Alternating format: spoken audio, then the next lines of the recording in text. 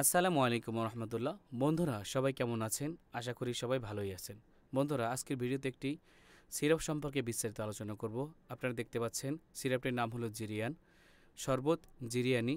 সিরাপটি উৎপাদন এবং বাজারজাত করে থাকে দি ইবনে সিনা ন্যাচারাল মেডিসিন লিমিটেড, ইউনানি বিভাগ। তো আজকে আমরা জানবো এই জিরিয়ান সিরাপটি কি কাজে লাগে এবং কি কাজের জন্য আমরা ব্যবহার করব। খুবই কার্যকারী এবং খুবই ভালো মানের এই সিরাপটি আমরা আজকে সব কিছুই জানবো। মূলত সিরাপটিতে কয়েকটি উপাদান দেওয়া রয়েছে, তার মধ্যে রয়েছে যষ্ঠী মধু, কাসকারা সাগ্রাডা, টিংচার বেলাডোনা। সাথেই থাকুন বিস্তারিত জানার জন্য। যষ্ঠী মধু।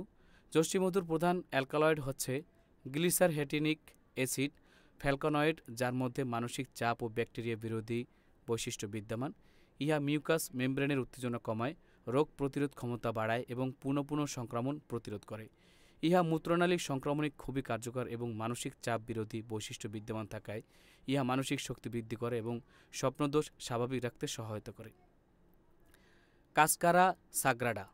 কাসকারা সাগ্রাডা প্রধান রাসায়নিক উপাদান হচ্ছে ক্যাসকেরসাইট, এট্রোপিন, অ্যান্থ্রোকুইনুন, যা ক্যাথারটিক প্রক্রিয়ায় অন্ত্রের পেশি সংকোচন বৃদ্ধি করে, মুভমেন্ট ও মলত্যাগ স্বাভাবিক রাখে, ফলে এটি সহজেই বীর্য তারল্য রোধ করে।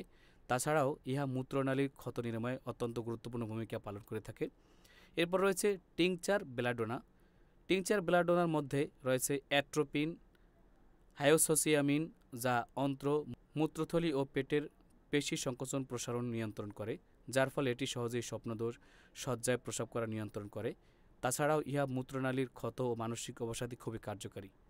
রোগ নির্দেশনা। জিরিয়ান সিরাপটি আমরা মূলত শুক্রমেহ, অতিরিক্ত স্বপ্নদোষ, শয্যায় প্রস্রাব ও প্রস্রাবে জ্বালা যন্ত্রণার জন্য ব্যবহার করতে পারি। প্রাপ্তবয়স্ক যারা রয়েছে সেবন মাত্রা ব্যবহার বিধি 2 থেকে 3 চা চামচ দৈনিক 2 থেকে 3 বার অথবা চিকিৎসকের পরামর্শ অনুযায়ী।